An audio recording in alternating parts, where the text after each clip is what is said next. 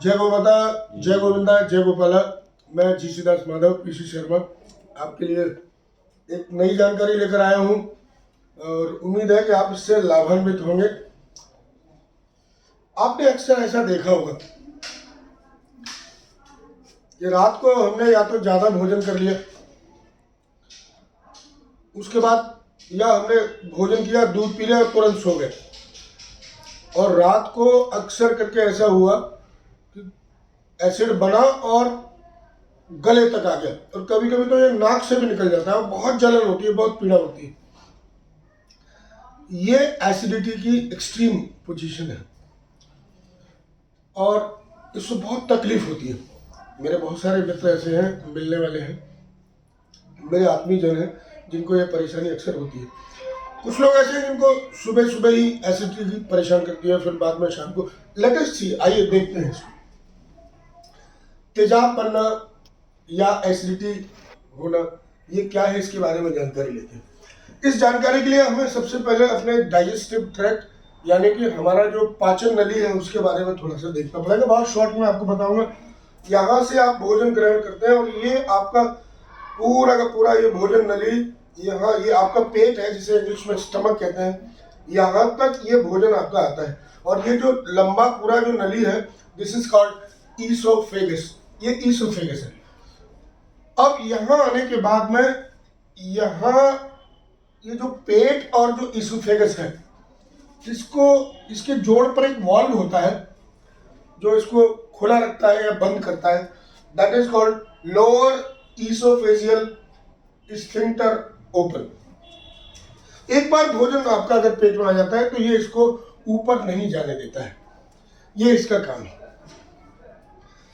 जैसे ही आपका भोजन अंदर आता है, इस भोजन में इसके पाचन क्रिया को आगे बढ़ाने के लिए या इसमें कुछ ऐसे तत्व आ गए हैं जो आपको आगे परेशान करेंगे, उनको न्यूट्रलाइज करने के लिए यहाँ पर एक एसिड बनता है जिसे हम कहते हैं नमक का अम्ल या हाइड्रोक्लोरिक एसिड। जब आप बहुत कम खाते हैं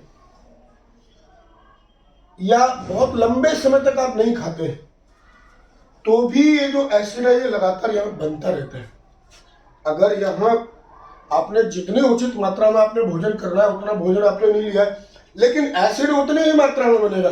तो अगर आप बहुत कम भोजन करेंगे, आपने सुबह केवल चाय लिया और 1 बजे तक आप भूखे रहेंगे, तो जो ये एसिड बनेगा, अब ये यहाँ पर इसके साथ में काम करने के लिए कुछ भी नहीं है, खाली पेट है। तो ये जो बचा हुआ एसिड है ये हमारे जो स्टमक है, जो हमारा पेट है, उसकी दीवारों पर हमला करेगा, क्योंकि तेजाब है, एसिड है और हमारी बहुत कोमल सी त्वचा है, बहुत सॉफ्ट से टिश्यूज हैं, उनको ये इनको हमला करेगा, उनमें घाव बनाएगा, जिनको हम कहते हैं पेट के अल्सर होना। तो ये जो पेट में जो अल्सर है, जो घाव बन रहे हैं, this is because of this.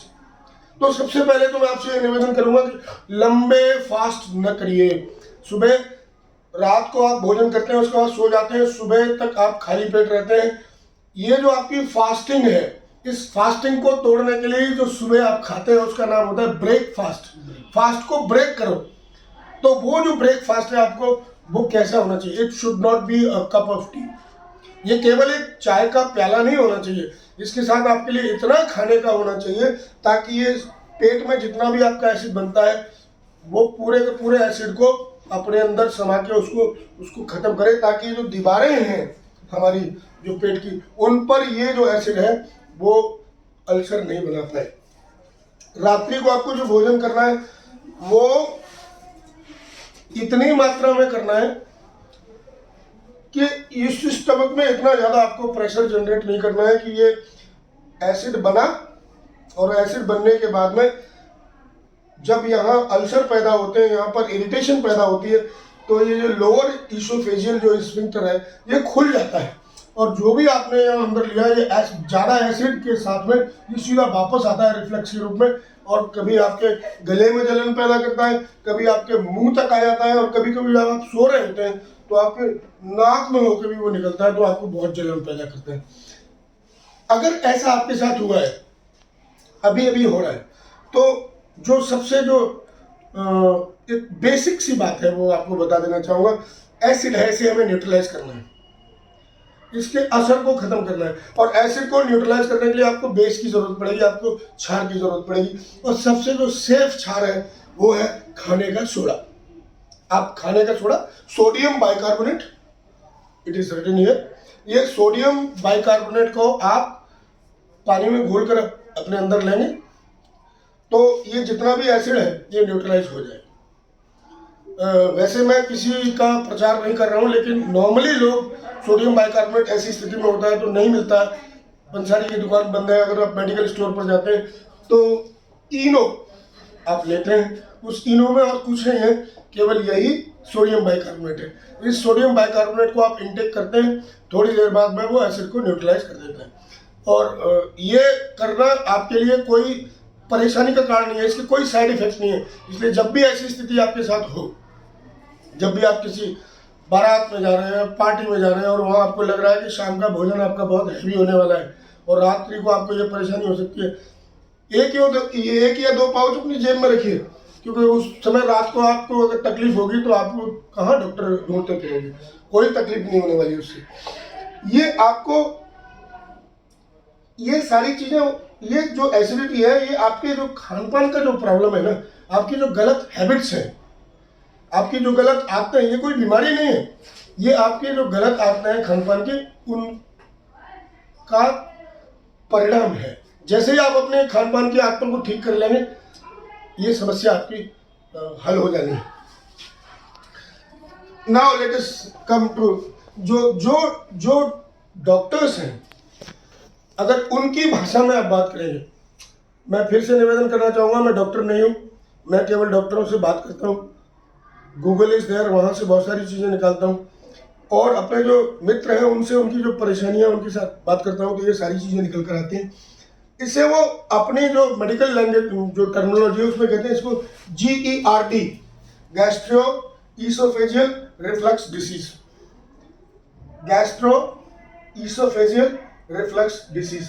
Reflux होता है ईसोफेजियस में, नीचे से वो कंटेंट्स बाहर आते हैं और मुंह से निकलते हैं। कभी कभी देखिए शरीर की अपनी प्रणाली है, वो अपनी सुरक्षा करना खुद जानता है।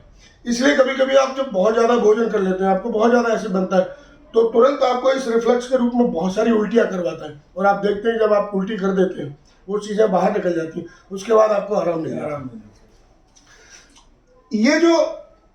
ये जो होने वाला है, जो एसिडिटी होती है, इसके बहुत सारे कॉज होते हैं, बहुत सारे कारण होते हैं, उनको जरा एक बार देख लेते हैं। अगर आप बहुत ज़्यादा मोटे हैं, आपका वजन ज़्यादा है, आपका मोटापा बहुत ज़्यादा है, आप ओवरवेट हैं, तो ऐसी स्थिति में भी आपको बार बार इस तरह की परेशानियां होने के चांसेस है।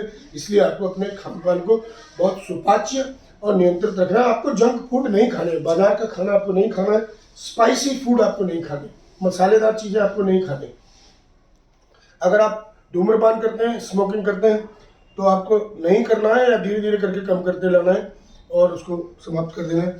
स्पाइसी और जंक फूड, जितने भी बाहर जो पिज़्ज़ा है, बर्गर है, इस तरह की जो चीज़ें हैं या मसालेदार चीज़ें हैं, होटल में जाने के बाद आपने बहुत चटपटा खा लिया, इन सारी चीज़ों से बचना है।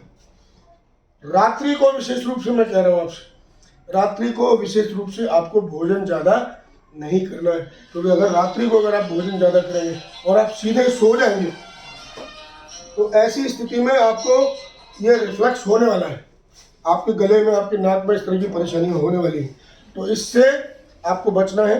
वैसे भी मैं कहना चाहूँगा, मेरे जो बड़े हैं उनसे मैंने सुना है कि सुबह का जो नाश्ता है वो राजा की तरह होना चाहिए, उसमें वो सारी क्वालिटीज होनी चाहिए, बादाम या जो भी अच्छी अच्छी चीज़ें आप ले सकते हैं उनको लीजिए, और वो न केवल आपके फास्ट को ब्रेक करता है बल्कि आपको दिन के लिए पूरी एनर्जी देता है, इसलिए वो राजा की तरह करिए। दोपहर का भोजन एक आम आदमी की तरह करिए, दाल रोटी ये सारी चीज़ें, और रात्रि का भोजन एक भिखारी की तरह करिए, मतलब जितना आप खाते हैं उससे थोड़ा सा कम रहिए। अगर आप रात्रि को उल्टा कर देंगे, रात्रि को राजा बन जाएंगे तो फिर आपको बहुत दिक्कत आने वाली है। इसलिए रात्रि को भोजन बहुत कम करना है आपको। एसिडिटी से बचना है तो staying with empty stomach for a long time, इस स्थिति से बचना है आपको। खाली पेट ज़्यादा समय तक नहीं रहना है। अगर आप किसी ऐसी स्थिति में फंस गए आप जहाँ कुछ भी नहीं ले सकते हैं तो ऐसी स्थिति में बिस्किट्स या इस तरह की चीज़ें जो स्पाइसी नहीं है उनको बीच बीच में आप लेते रहिए, ताकि जो भी एसिड आपके पेट में बन रहा है वो वहीं की वहीं न्यूट्रलाइज होता रहे, आपको प्रॉब्लम नहीं है। सबसे जो इम्पोर्टेंट बात है इसके लिए वो आपको मैं बताना चाहूँगा, कम खाइए, बार बार खाइए। ऐसा मत करिए कि हम एक ही बार खाएंगे और बहुत ज़्यादा खा लेंगे। आप कम खाइए, दिन में भले 3 बार खाइए, 4 बार खाइए, लेकिन अपनी इनटेक को कम रखिए। अगर आप ऐसा करेंगे तो एसिडिटी से हमेशा बचे रहेंगे। ब्रेकफास्ट को आपको पूरा खाना है, क्योंकि एसिड तो वहाँ पूरा उतना ही बनना है। अगर आप कम खाएंगे, बहुत कम खाएंगे और फिर ज़्यादा समय तक अगर आप खाली पेट रहेंगे तो आपको बहुत मुश्किल होने वाली है। इसलिए ब्रेकफास्ट को बहुत शानदार रखिए अपने को। आपको अल्कोहल से बचना है, स्मोकिंग से बचना है, और दवाओं में जितने भी स्टेरॉइड्स हैं अब वो आपको मजबूरी में दिए जाते हैं, आपको जब जरूरत होती है तो, लेकिन फिर भी कोशिश ये करिए कि स्टेरॉइड्स का इस्तेमाल आप कम से कम करें। अचार, तली हुई मसालेदार चीज़ें, मूली, बंद गोभी, शलजम और प्याज, ये भी एसिड ज़्यादा मात्रा में प्रोड्यूस करते हैं, इनसे आपको बचना है। जिन फलों से या जिन चीज़ों से आप अपने भोजन में लेने से आपकी एसिडिटी को आराम मिलने वाला है, वो आपको बता दूं, जो केला है वो आपके लिए बहुत फायदेमंद है। इसलिए ब्रेकफास्ट में आप 1 या 2 केले लीजिए और शाम को भी लीजिए। दूध, गौ माता का, देसी गौ माता का शुद्ध ताजा दूध अगर आप पिएंगे तो ये आपको एसिडिटी में आराम देने वाला है। अगर गौ माता, देसी गौ माता के दूध का ताजा दही आपको मिलता है, ताजा, मैं कह रहा हूँ फ्रेश कर्ड, ज़्यादा लंबे समय तक रखा नहीं होना चाहिए, तो फिर वो एसिडिटी का एक कारण बन जाएगा। ये भी आपको उसमें मदद करने वाला है। अदरक आपकी बहुत मदद करता है एसिडिटी को दूर करने में, इसलिए उसको लीजिए आप। पानी खूब पीजिए।